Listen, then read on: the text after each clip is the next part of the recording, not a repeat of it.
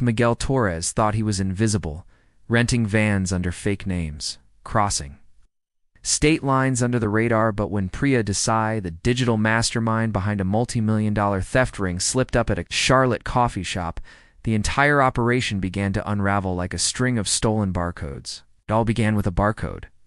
In the summer of 2023, a Walmart security analyst in Indiana flagged a suspicious pattern. Hundreds of high-value electronics gaming consoles, smartphones, even drones, were vanishing from stores across the Midwest. Inside were sealed boxes of stolen retail goods from at least 8 states. Still, no fingerprints. No cameras had caught anyone entering or leaving the vehicle. Only one clue emerged: a crumpled gas station receipt in the cab, time-stamped 2 hours earlier from a station in St. Louis. They used sophisticated handheld scanners to swap barcodes, turning $600 items into $6 ones. After checking out, they'd resell the products online through shell e-commerce stores and anonymous seller accounts. Oddly, no alarms triggered, no smashed display cases, no dramatic getaway cars. That address belonged to a coffee shop in Charlotte, North Carolina. Undercover agents observed the cafe for weeks and identified a woman who came in at odd hours, always on a laptop, always alone. Her name was Priya Desai, a graduate-turned cyber fraud specialist. He was the brain behind the timing patterns, advising the ring on when and where to strike for maximum efficiency and minimum attention. The total value of stolen merchandise recovered exceeded $8 million. Some were college students with debts, single parents desperate for income, gig workers recruited through encrypted job boards. The organization had sold itself not as a crime ring, but a retail disruption collective, a twisted attempt at moral justification. These items were being stolen in plain sight, and it did. These weren't smash-and-grab jobs.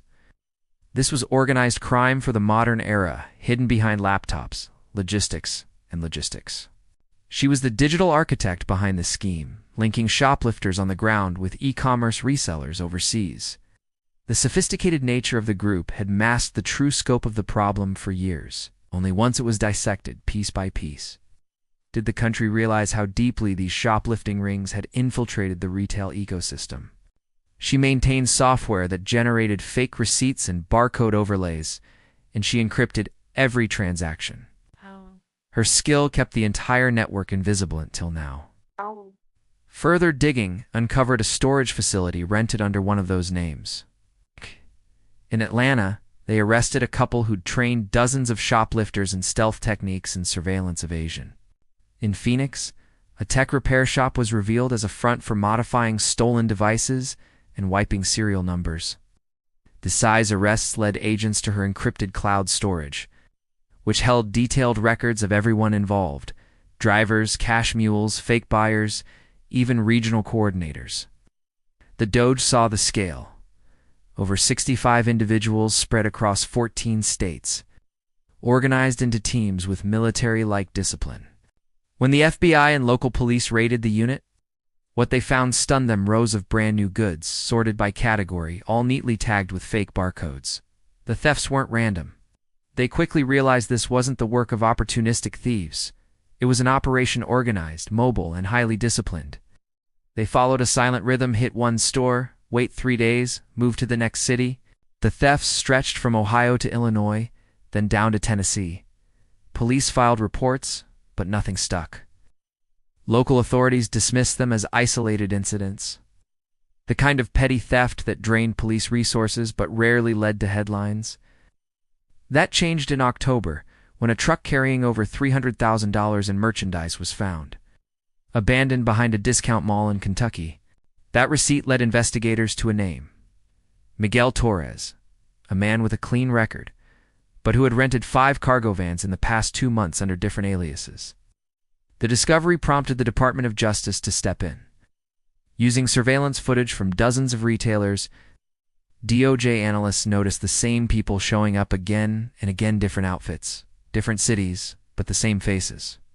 A breakthrough came when the DOJ traced an unusual IP address used to manage multiple online storefronts. Desai wasn't just a hacker. Once they had her, it unraveled quickly.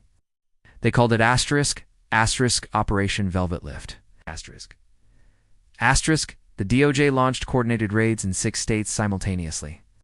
In Chicago, officers seized 2 warehouses full of stolen merchandise.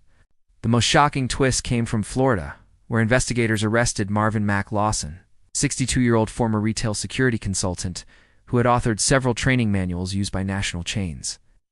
All told, the DOJ charged 47 individuals with federal crimes ranging from wire fraud and conspiracy to interstate transportation of stolen property.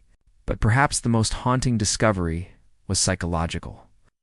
Many members of the ring weren't hardened criminals.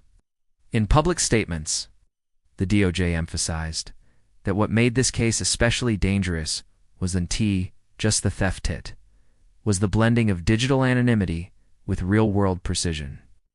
Months after the takedown, retail theft numbers across affected states dropped significantly. The DOJ had sent a clear message. Even in an age of seamless digital fraud, crime leaves footprints and they would follow them, state by state, barcode by barcode, until the entire ring collapsed.